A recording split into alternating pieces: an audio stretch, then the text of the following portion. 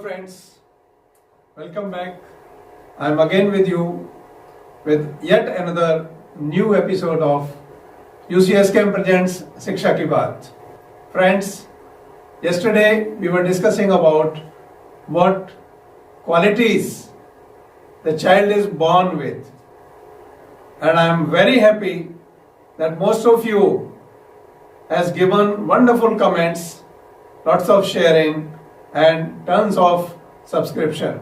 Thank you so much for encouraging me by your this kind of activities.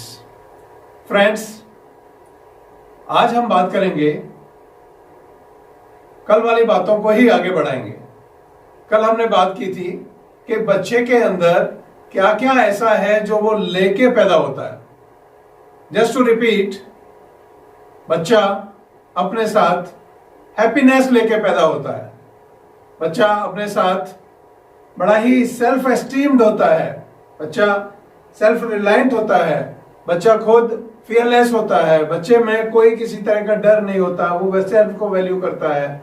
वो बड़ा ही kind, दयालु होता है. वो बहुत जल्दी बहुत कम में खुश हो जाने वाला होता है. ये सब चीजें बच्चा लेके पैदा होता है. मगर अब हमारी रिस्पॉन्सिबिलिटी है एज पेरेंट्स कि बच्चा जो जो चीजें लेके पैदा हुआ है उन सब चीजों की नर्चरिंग, मतलब अपनी परवरिश में हम कुछ इस तरह का डालें कि बच्चे के अंदर जो इंजीनियरिटी है, जो वो लेके पैदा हुआ है, उसको आगे बढ़ाया जा सके और एक बेटर सिटीजन क्रिएट किया जा सके.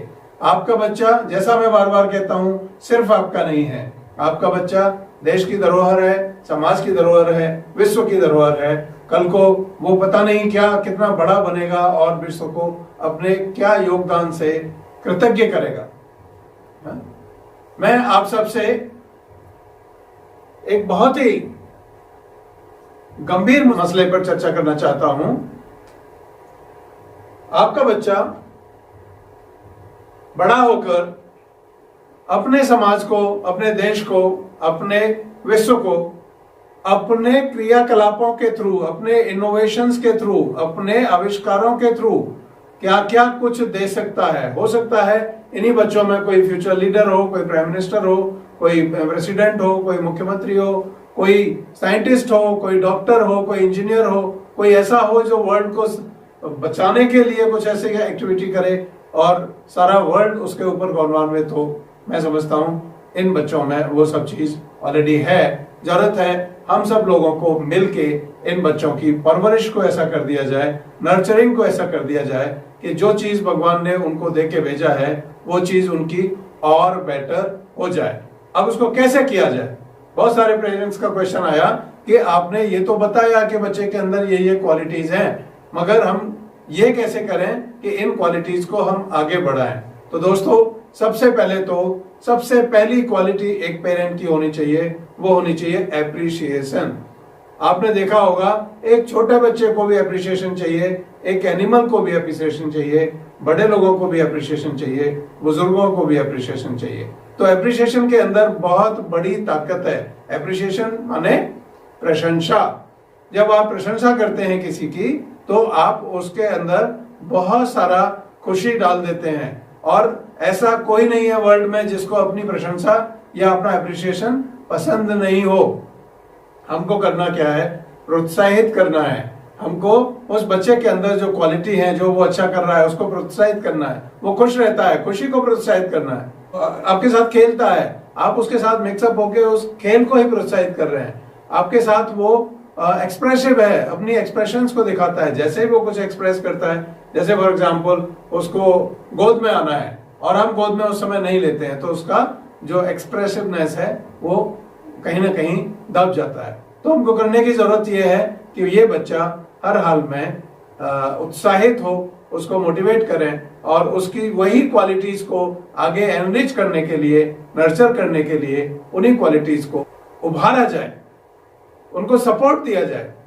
उनको एक बच्चा सपोज किसी भी तरीके से एक सेल्फ कॉन्फिडेंट बच्चा है, आपकी हर बात का जवाब उसको तुरंत दे देता है. तो कई बार हम पाते हैं कि परिवारों में बच्चे को डांट दिया जाता है कि नहीं, ये तुम क्या कह रहे हो, ये सही नहीं है. तो उससे क्या होगा कि धीरे धीरे करके उसका सेल्फ कॉन्फिडेंस लूज होने लगेगा और वो जो एक नेचुरल क्वालिटी सेल्फ कॉन्फिडेंस के लेके पैदा हुआ था वो बेकार चली जाएगी।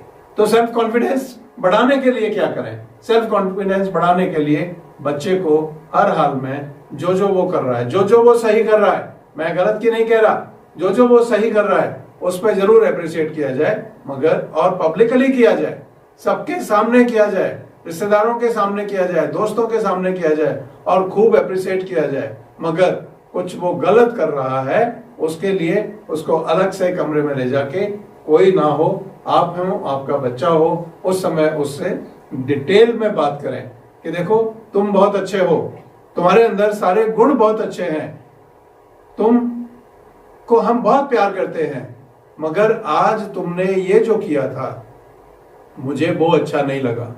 ये बात करते समय भी बच्चे को ये पता हो कि आपको बच्चा तो अच्छा लग रहा है मगर जो उसने किया था वो अच्छा नहीं लगा। तो आपको आगे से अपनी you have to watch out your behavior. You have to tell the child that please analyze the words before you speak to somebody so that your confidence is of some value to you. Okay, you should certainly respond.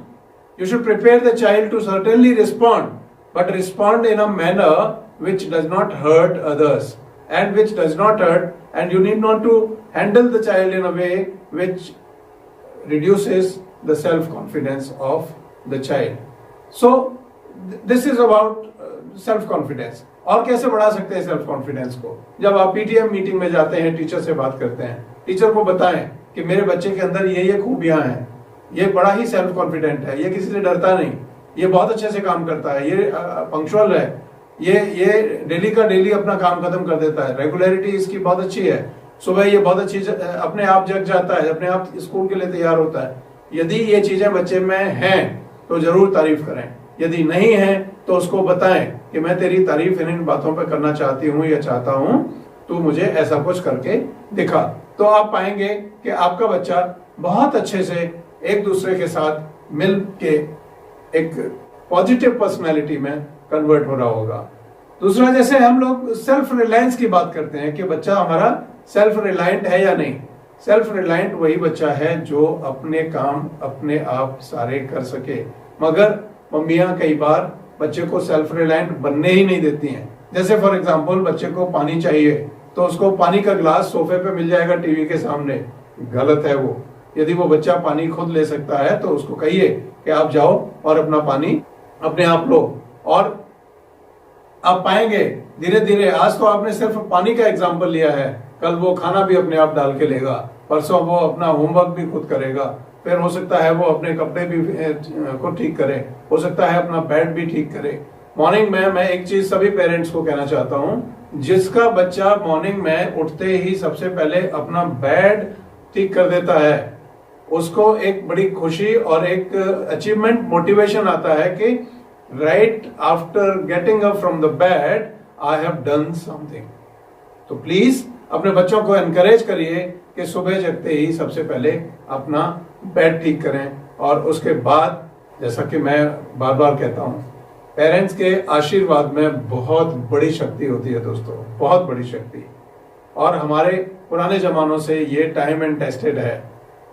तो बच्चे को motivate करें कि वो अपने दादा दादी नाना नानी यदि साथ में रहते हैं तो, नहीं तो मम्मी पापा या जो बड़े भाई बहन हैं उनका पैर छूकर आशीर्वाद यदि ले सकते हो तो बहुत बड़ी बात होगी उनकी लाइफ में। क्योंकि मेरा ऐसा मानना है कि जिंदगी के अंदर आशीर्वाद एक बहुत बड़ा रोल प्ले करता है और हर बच्चे को यह आशीर्वाद मिलना चाहिए। पैर छूना सिर्फ एक बहाना है, सिर्फ एक संकेत है कि उसने पैर छुए और आपने गॉड ब्लेस यू कहा, भगवान तेरी रक्षा करे कहा, विजयी भव कहा, कुछ भी कहा, तो आप पाएंगे कि बच्चे को आशीर्वाद मिल गया। और इसी तरह से धीरे धीरे करके आप ये बच्चे को ग्रूम कर सकते हैं। अब जो सेल्फ क्वालिटीज थी, उन सेल्फ क्वालिटीज में से एक आध की बात हमने अभी की है। एक जो सबसे बड़ी बात मैं कहना चाहता हूं, उन सभी क्वालिटीज को एनरिच करने के लिए आप यदि सब लोग एक साथ बैठ के खाना खाएं और एक दूसरे का हाल चाल पूछें, एक दूसरे को अप्रिशिएट करें, एक दूसरे के दिन भर के क्रियाकलापों के बारे में बात करें, और अप्रिशिएट करते हुए अच्छे से मस्ती से खाना खाएं। खाना खाने के बाद में एक छोटा सा सेशन रखें घर में, जिसमें सब लोग आपस में चुटकुले सुना सकें, जोक सुना सकें और हंसी खुशी अपना बेड पे जाने के लिए तैयार हो सकें। स्ट्रेस लेके बेड पे जाना नींद को खराब करता है, स्ट्रेस फ्री होके बेड पे जाना गहरी नींद देता है। तो I wish you deep sleep, deep de-stressing, and I wish you all the very best. Take care of yourself, take care of your children. They belong to the nation. Thank you so much.